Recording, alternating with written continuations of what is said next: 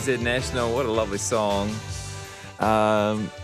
This album spent 30 weeks in the New Zealand album charts, and there were 4 singles, all of them charted. That was the biggest one, of course.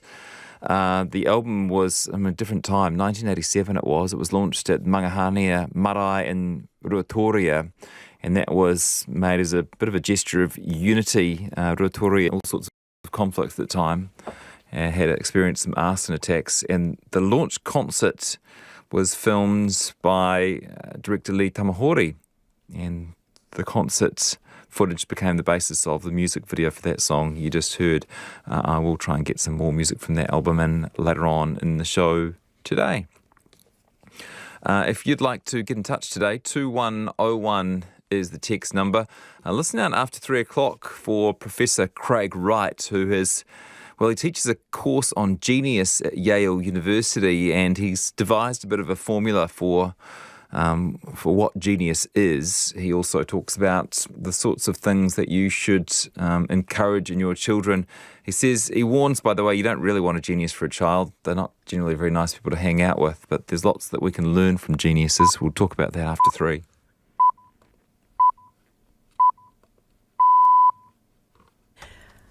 RNZ News at 2. Good afternoon. I'm Marama Tipole. National says the Prime Minister helped create the standoff at Ihumātao and taxpayers should not have to bail her out. It's understood a proposed deal going before Cabinet today involves the sale of the disputed land from Fletcher's to the government, with the agreement of all parties. National's leader, Judith Collins, says Jacinda Ardern should explain why she thinks it's appropriate to meddle in private property rights with taxpayers' money. Ms Collins says that would set an appalling precedent.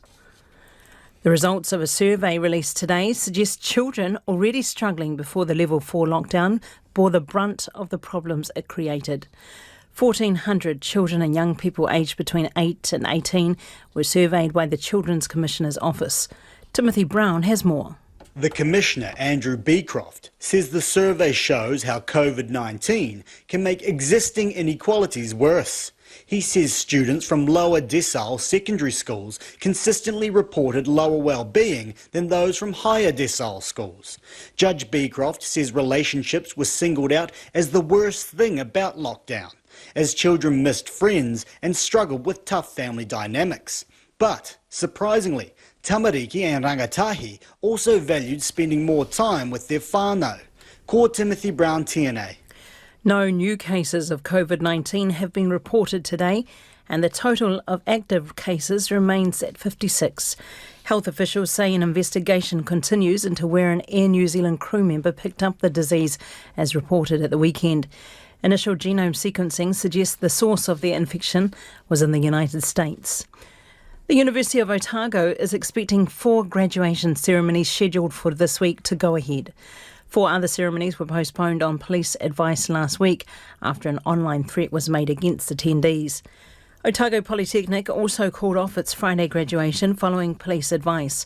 The university says so far there's no change to this week's graduations, which involve more than 1,300 students. Neither the university nor the police have confirmed the nature of the threat, which the police say they continue to investigate. A rights group in Belarus says more than 200 people have been detained in the latest demonstrations against President Alexander Lukashenko.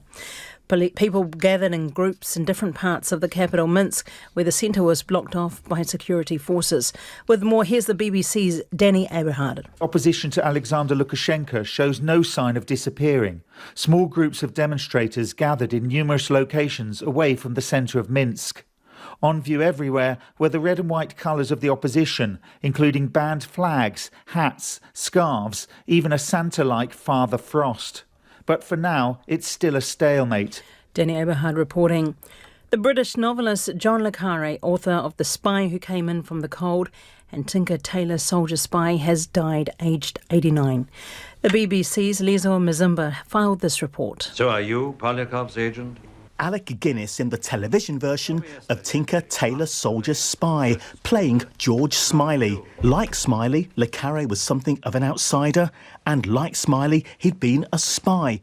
He'd been fascinated by lies and duplicity since childhood. His mother walked out when he was 5. His father, a conman who had affairs with a string of women. He was first recruited for intelligence work at university in Switzerland.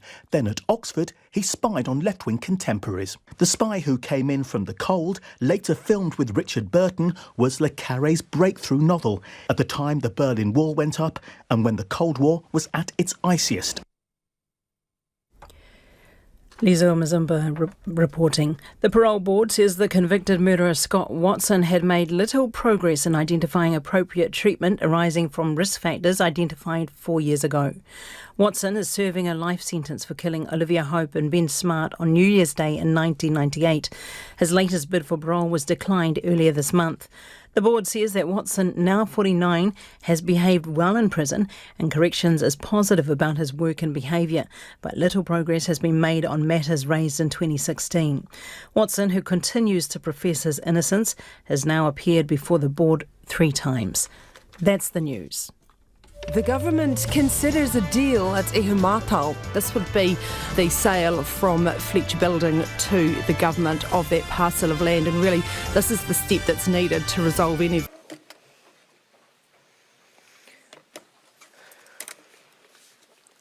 Kia ora koutou katoa. Good afternoon and welcome to the last post-cabinet press conference for what has been an incredibly long 2020. It's been a year nobody would have imagined just 12 months ago, and I'll share some reflections in a moment. But first, I'll touch on Cabinet today and outline my week ahead. Tonight, I will take part in a virtual summit with a number of world leaders to mark the 60th anniversary of the OECD. I imagine you'll all be tuned in. It'll be screened between 10:50 p.m. and midnight tonight. On Tuesday, I am in Christchurch to attend the opening of Kate Shepherd House, an important landmark in our country's history, recently brought into public ownership. On Wednesday, I'm in Wellington for final Cabinet Committee meetings, and I'll host the annual Bernardo's Christmas party at Premier House. On Thursday, I am in Auckland, where the government will provide an update on our vaccine strategy. And on Friday, I am in Auckland doing a final media round. At today's final Cabinet meeting for 2020, ministers discussed travel bubbles, specifically with the Cook Islands and Australia. And for the purposes of questions, I have Minister Hipkins with us today. Cabinet has agreed in principle to establish a travel bubble with Australia, we anticipate in the first quarter of 2021, pending confirmation from the Australian Cabinet and no significant change in the circumstances of either country.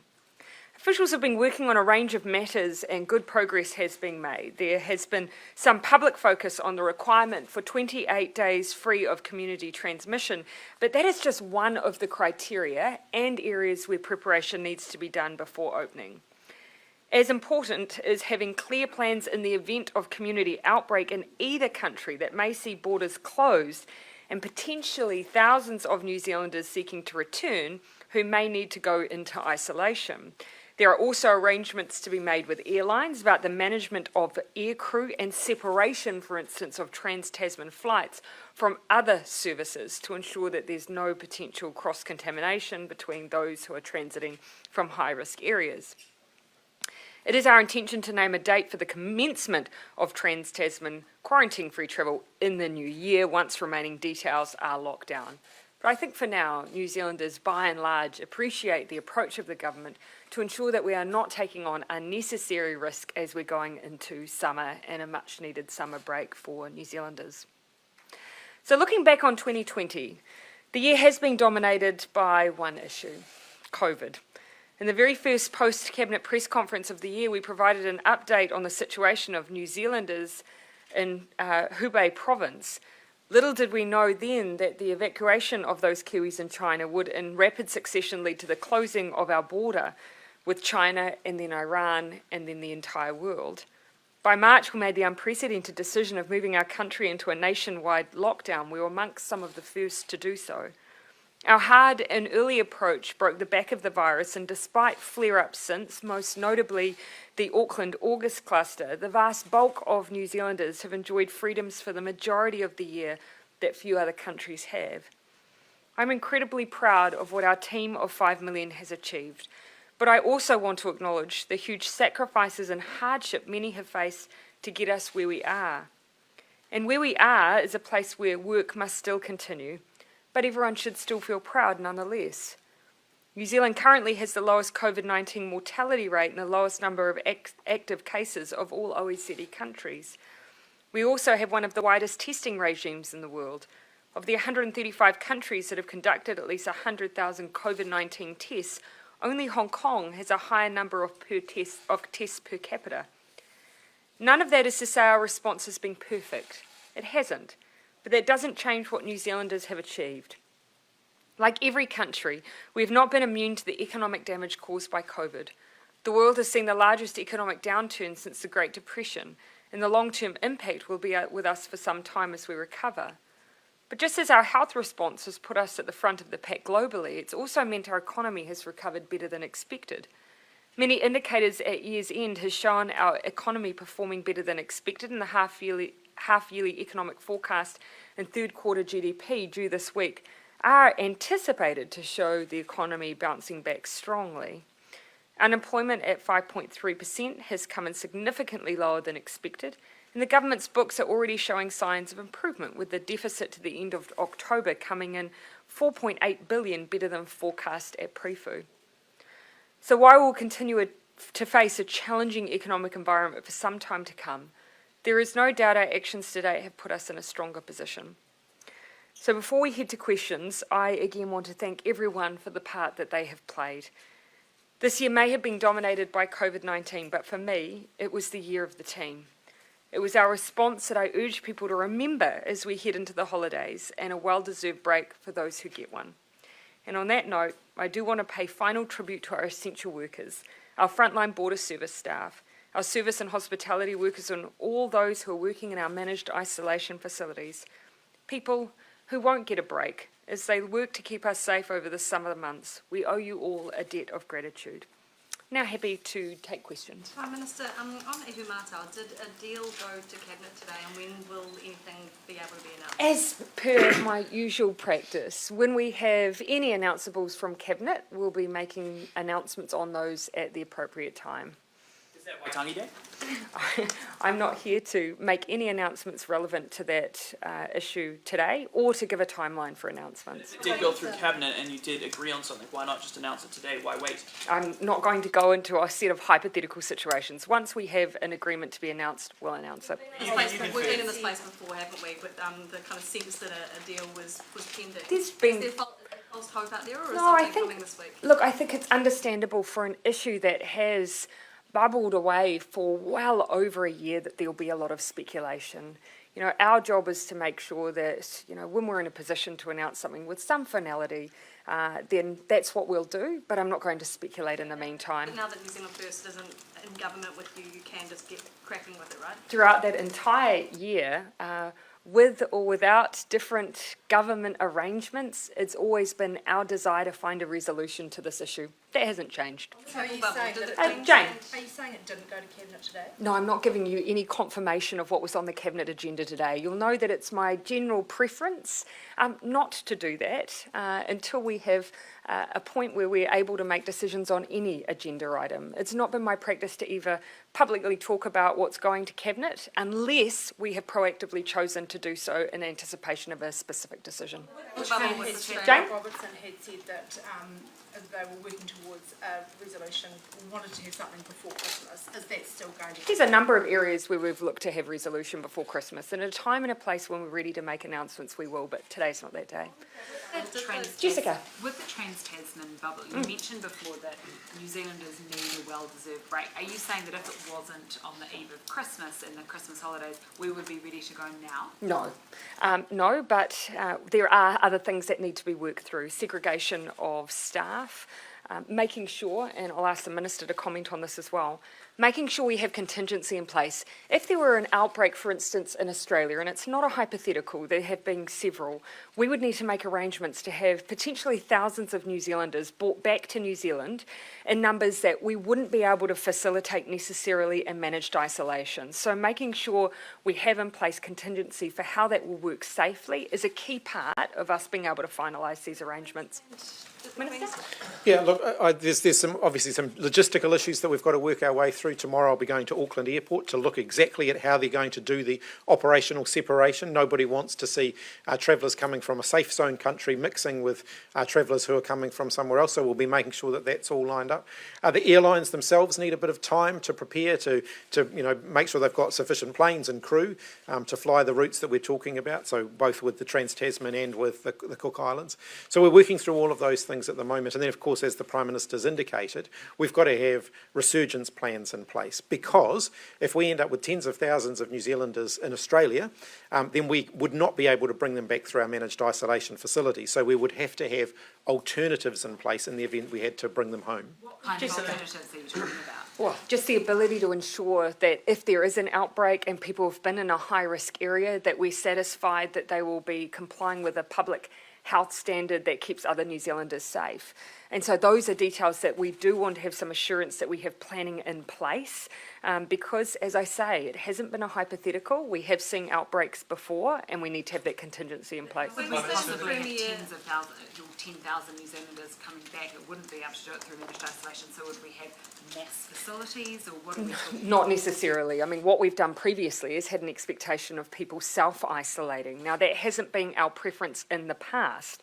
So this is one of the issues that we have to satisfy ourselves as a cabinet, that we have contingency in place that matches the risk that would exist. If it was a sudden outbreak, your assumption would be that you would be able to manage it in that way. But these are things we don't take lightly. That was my reference to summer. You know, I think New Zealanders desperately need a break. Of course we want to progress these issues, including quarantine-free travel, but we haven't taken risks before that mean that New Zealanders won't be able to keep their freedoms, and I certainly don't want to take those risks right now. I'll come to you, Tova, just to say, yeah. And then did the Queensland Premier mislead Kiwis by announcing that the border was open without quarantine when it's not?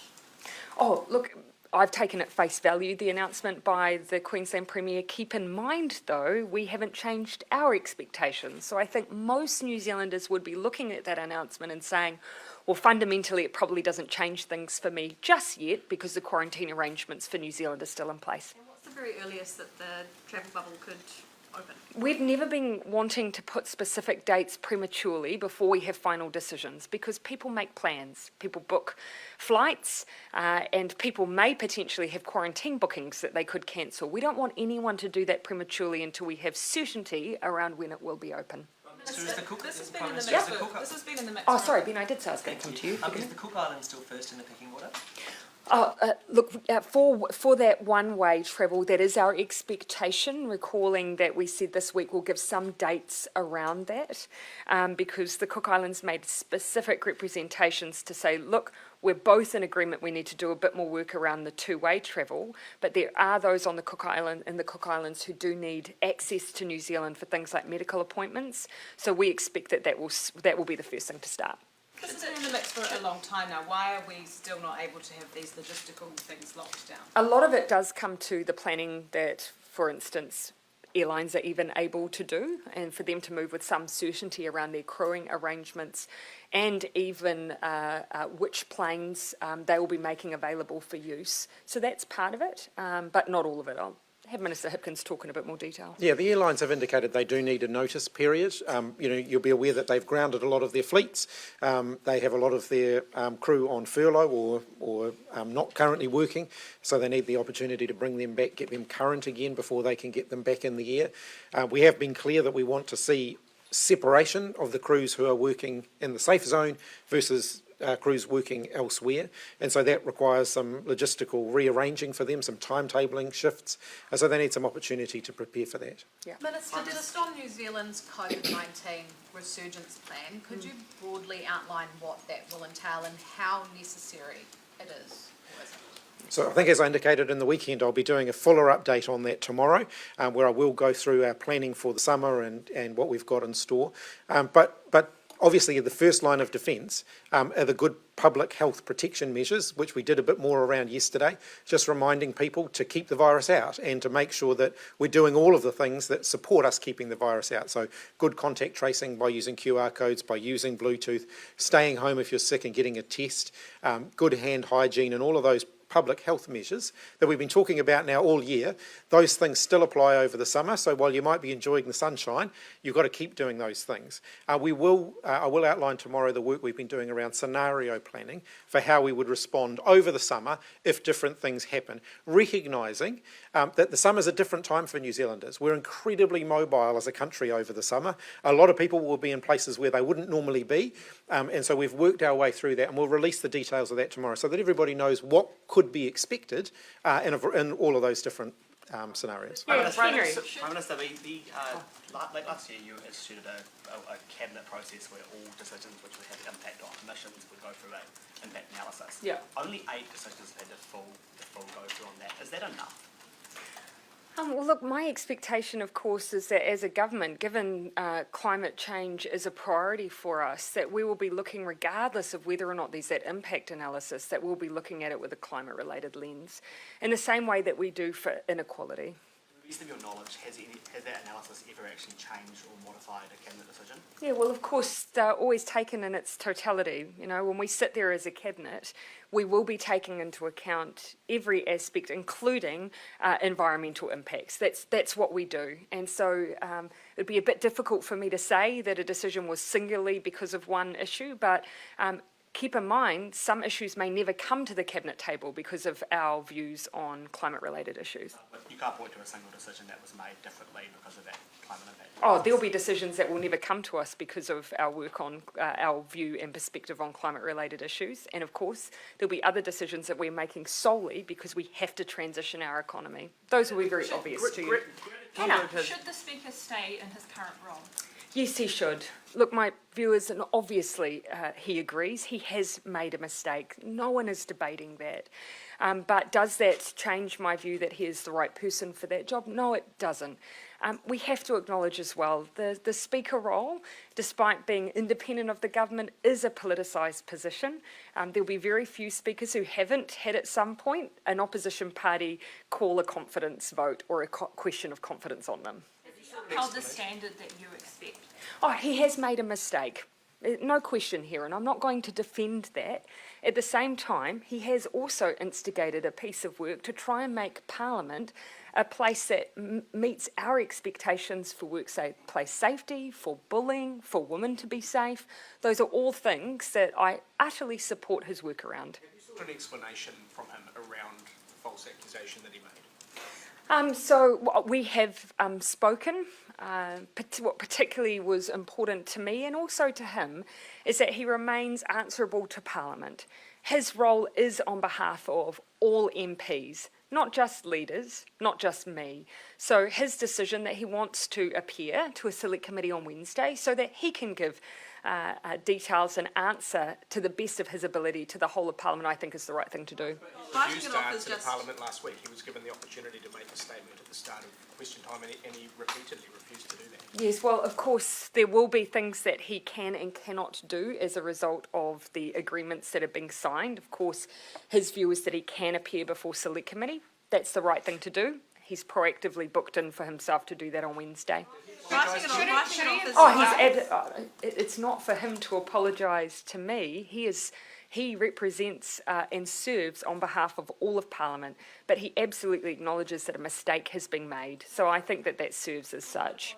To the taxpayers of whom he wasted $333,000. Don't think there's any sense here that he is in any way defending or in any way blocking the view that he has made a mistake. It is very clear. We wouldn't be having this conversation if he hadn't. However, it is also for him to make sure he's available both to parliamentarians and therefore to taxpayers to give explanation over what has happened here. Writing it off as politicisation, but given that he did waste $333,000. I don't believe that is what I've done. I don't believe I was trivialising it. Absolutely, he himself acknowledges that he has made a mistake.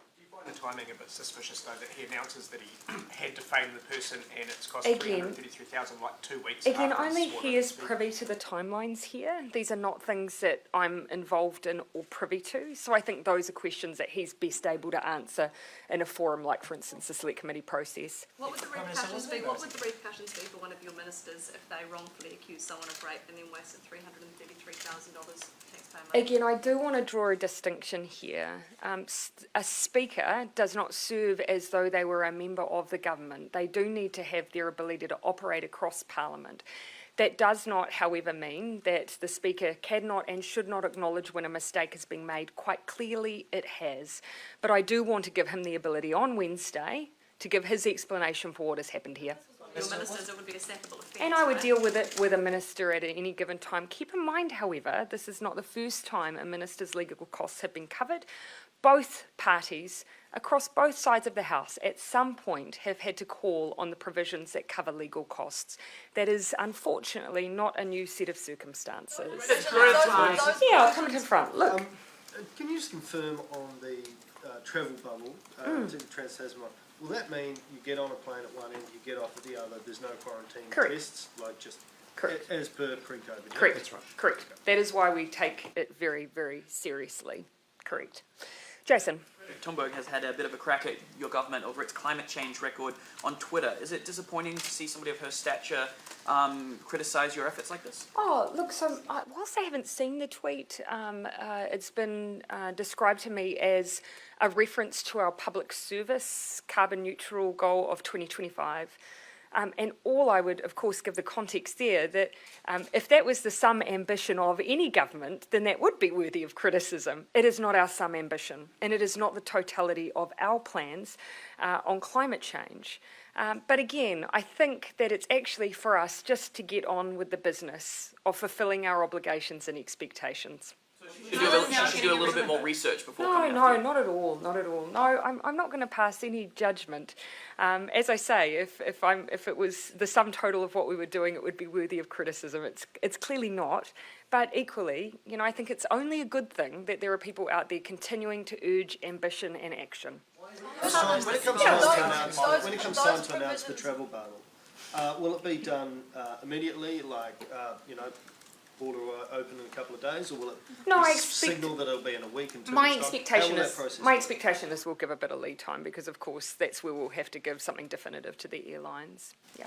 Those provisions around I'll come back to you, Ben. Those provisions around ministers' legal costs being covered were only expanded last year to That is cover the incorrect. Speaker. Is it that dodgy timing? No, that is incorrect, and I really welcome the opportunity to explain this. So, provisions like that have always existed for ministers. Of course, there is a question over how a speaker is defined. That decision was ultimately made by the Deputy Speaker at the time because, of course, it wouldn't be appropriate for Trevor Mallard to decide that himself. So that decision was made by Anne Tolley on the advice of the Solicitor General. What's been conflated by the opposition is an entirely separate decision over how MPs should be treated. That was triggered by some legislative changes. That decision was taken by, I believe, the Business Committee, of which the opposition were a part of, where the Business Committee determined that MPs should be treated in that way. So quite different issues. The Speaker issue was dealt with separately. Just back on climate I hope that change. helps. Just back on climate change, Prime Minister. Yeah. Was it embarrassing to miss out on that speaking slot at the Climate Ambition Summit? And what can New Zealand do to get back amongst the leaders, people that are chasing ambitious climate targets? I really welcome the opportunity to clarify this because, in my view, this has not at all justified the level of commentary that it has. Look, for the Climate Summit, the organisers specifically wanted announcements.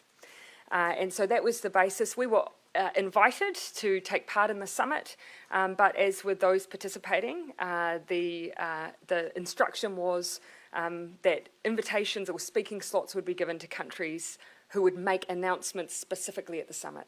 We expressed two views. One, that we prefer to make our significant announcements to a domestic audience. It's been something that actually there's been criticism before around anything that even looks remotely like an announcement on an international platform before a domestic one. So that's been our preference. These are issues that are significant to us and that should take priority. The second issue for us also was, of course, many of the things that we're doing work on now, particularly through our Climate Commission, we're expecting early in the new year. And so the alignment for us around substantive new work that we're doing is not 8 weeks after our election, but a little bit further down the track. So a range of, we've already highlighted, of course, we're reviewing our NCDs at the moment. We've got our first budgets coming through, the Climate Commission's opinion on our biogenic methane targets. So all of that's coming in the new year. What, again, I would highlight, you can see from the Climate Summit that actually countries in various different positions, some not necessarily as ambitious as New Zealand, have been part of that because, of course, they were extending their ambition. So it wasn't a relative judgment as to who was the most ambitious, it was whether you had announceables. So that's a bit of background for you. Did Adrian Orr deliver a sort of rebuke to your suggestion of including house prices in the monetary policy remit? No, not that I wouldn't read it as such, no. He distanced himself from your suggestion, though, and said that he didn't think that was a good idea of following your look, of course, we asked for a view because we wanted just that, a view. I don't interpret any response as being a rebuke. These are exactly the issues that between both monetary policy and fiscal policy we should be debating. Do you think you'll go ahead and do what you suggested in the first letter to Adrian Orr, and now that he says that he doesn't think it's a good idea? I'm going to leave any final decisions in that regard to the Minister of Finance. On Southern debt to income ratios as a tool, is the government happy to give the Reserve Bank that tool? Again, we're doing a range of work at the moment and have asked Treasury in particular, MHUD, to prepare a range of advice around both demand and supply side. I'd rather us complete that work before making any further announcements. Jessica. On Southern response, those top-up payments, is that throwing in the towel and giving up on the legal fight? No, it's an acknowledgement of what people have gone through and what needs to be resolved. And you recall that, at the time, we very much even acknowledged the work that the Dodds had done to lead the charge on an issue that would give further clarity to the Crown on what was needed next. What's the estimated cost for taxpayers? Look, it's not something I could provide you now, but obviously we have had Treasury, as I recall, do some estimates on that. But what we need to keep in mind here, it's about fairness and whether or not those individuals have been treated fairly. And that's what needs to be resolved after many, many years of heartache. And at potentially, down the track, great legal expense. It makes sense for us from a fairness perspective, but also a cost perspective, to resolve the issue. What does this mean for your legal battle then? Oh, well, I don't know if I would call it our legal battle. Ultimately, there are a range of issues in Christchurch that we have inherited and have tried to resolve. We were very open that in pursuing the case with the Dodds, and they understood why we were doing it. We just needed to get some parameters to understand fully what the court understood of the ruling in order to then make a judgment on how to finalise things with everybody else that was involved. Just on the travel bubble with Australia, if we wait until after the summer break and then giving people plenty of lead time, that's necessarily going to put it in the sort of very latter part of the first quarter, isn't it? I'm not going to give any time frames here and now. We've said the first quarter, but as I've said, the constraints we're working to aren't just around preparation, it's literally what is viable for the airlines as well. Keeping in mind, a key thing for us, and you'll see from the weekend, we want to make sure that the staff that are crewing flights are essentially part of the safe zone as well. We don't want to take risks with crew who are exposed on different legs that are higher risk being part of safe zone, and that actually is quite a logistical challenge. Just looking further, later into the year, can you see giving exemptions to people that have had vaccinations? We're going to talk about this in a little bit more detail later on in the week, but one thing that I have just acknowledged is that it's fair to make the assumption that a vaccine means that you both won't become ill from COVID, but also make an assumption you won't pass it on. Actually, when it comes to transmission, we don't know yet whether the vaccines will be effective in stopping transmission. Data over time will tell us, and it may well be, but it's a bit premature for us to make judgments around that, unfortunately, at this stage. On housing settings, a few weeks ago there was an announcement there would be a review on housing settings come to the Cabinet before the end of the year. Has Cabinet looked at that review, and are you expecting to say anything before the summer break? Rather than get into some of the specifics on decision-making timelines, our expectation has always been that we wouldn't be saying anything to indicate the outcome of that work until the new year. Just on, back to Ihumato, You said that you've been in a close working relationship with Waikato Tainu. Has anything come about of those conversations? Yeah, we have consistently worked with Kingitanga. They've played an incredible role in bringing together mana whenua to try and progress a solution that meets their needs. That work continues. But I have equally leaned very heavily on the advice of Kingitanga on everything, including, for instance, when would be appropriate eventually in the future to visit. And do you think that could potentially, a potential deal on Ihumātua could open up a can of worms for other blocks of land that have been confiscated by the Crown? We've been very specific that one of the criteria for any resolution at Ihumātua has to be that it doesn't undermine the treaty process. And that's been one of the fundamentals for us as the Crown. We just can't do that. It would be an act of bad faith for all other iwi and treaty partners. What about when you might visit? Jessica, then Jane. Have you thought about when you might visit? As I say, to date, I have taken the advice of the King around what would be most appropriate in terms of a visit, and I'll continue to do so. So no, I have no set date. My focus, actually, rather than a visit, has been resolution, and I do think that's been the priority. Jane? What advice did Kingitanga or King Tihatia give you? All I'd say is that I've been following that advice to date. Do you expect by the last post-cab of next year, life will basically be back to normal, that people will be vaccinated and people will be travelling around the world, or is that wildly optimistic? Do you know, things have moved so rapidly. If you had asked me 6 months ago what would be possible in 2021, I think there'd be very few who would have predicted the progress that has been made on vaccinations to date. It is nothing less than remarkable. And so for 2021, I think we're all trying to be as optimistic as we can be. We all want life to be back to normal, but our duty is to make sure that in getting there, we keep everyone safe and well. How would you describe 2020 in 2 words? I'll give you one. Horrendous. You won a 64-seat majority. Oh, yeah. Even I am not so selfish as to say that even that overrides what everyone has experienced. Yep. Prime Minister, on cricket, the New Zealand's... That was an appalling segue. On cricket, yes. New Zealand's win today means your men's test cricketers are the #1 ranked side in the world. Do you have a message of congratulations to them? And is it nice for New Zealand to be best in the world or something? You make it sound like that's something new. I'll refer you to our women's rugby team. Look, I think everyone celebrates with extra enthusiasm, anything that distracts us from 2020. And I know it's been particularly hard in this environment for, our elite sports people to be able to, be at the top of their game when so much of their training and their usual calendar has been so disrupted. So it just adds that little bit of extra excitement. Okay, last couple of questions. Would you be open to putting Labour's support behind the call for a select committee inquiry into out-of-control infrastructure price inflation, given you've greenlit so many infrastructure projects?